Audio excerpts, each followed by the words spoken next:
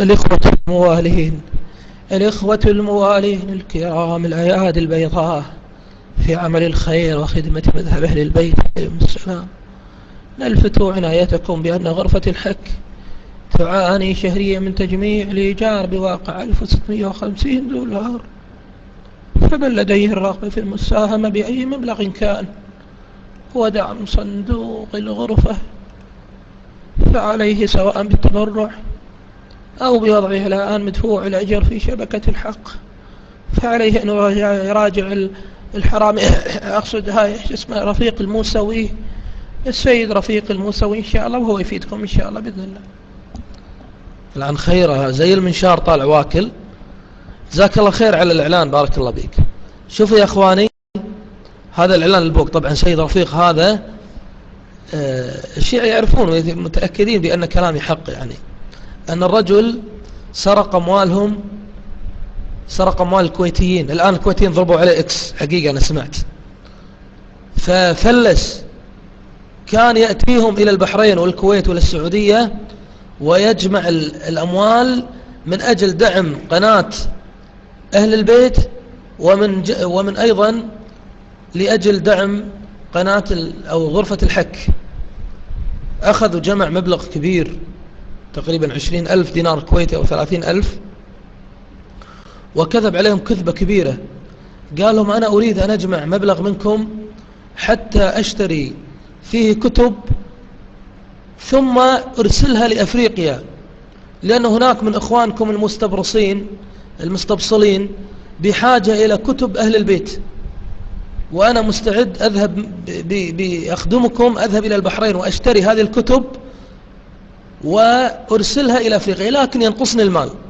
فراحوا وعطوا فلوس، جمع حوالي 30,000 دينار كويتي وهج راح البحرين. وبعد ما راح البحرين الظاهر راح يسكر يعربد هناك، وبعدها طلع فرجع وأخذ المايك وهو حزين.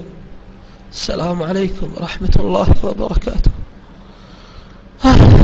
حقيقة أنا رجعت من البحرين وأريد الإخوان اللي تبرعوا يكلموني بالخاص للضرورة. فدخلوا على الشباب، طبعا الوهابية دخلوا عليه بأسماء ثانية، حياك الله أنا مولانا شلون ايش بيك؟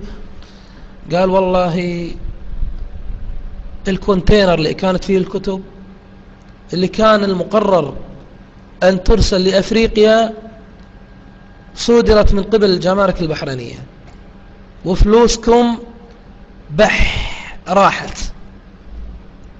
ولك شلون مدعوا لي وادين شو فلوسها هاي؟ والله هاي الحقيقة. تب تزعل طق، تب روح ب60,000 داهية. المهم اني انا شريت شقة باللاذقية. قالوا ما الشكل، سفل فيهم وكشت فيهم، راح وشرى شقة باللاذقية على البحر وضرب عليهم اكس. بعد مدة اعلن اعلان ثاني وقال انا اريد ان اقيم قناة اسمها قناة اهل البيت، ومحتاج مبلغ من المال. هذا المبلغ يعني يؤهلنا على فتح القناة، ومن ثم هي راح يعني تمول نفسها بنفسها. سوى عاد، راح فتح له قال لهم أنا قناة وكذا، عندنا قناة وكذا.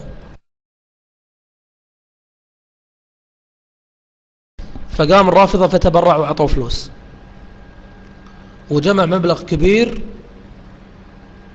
وبعد ذلك قال أنا أرسلت الأموال يعني راح يتم افتتاح القناة قريبا. وبالفعل افتتحت القناة. ولما سألوا أصحاب القناة قالوا يا عمي كامل مطرود وما له شغل في القناة ولم يعطينا تبرع وما شفنا منه شيء أبدا. والقناة أصلا هي قناة الكوراني، علي الكوراني، ومدعومة من السيد المدرسي، يعني المدرسي هو الذي يمولها. ما ناخذ تبرعات من أحد الآن، إنما التبرعات اللي أنتم أرسلتموها للسيد أنتم حاسبوه.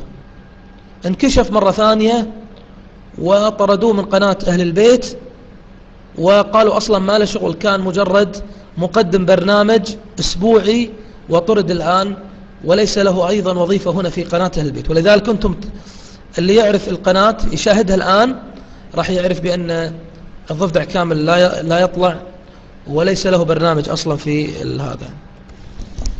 هذا رفيق الموسوي.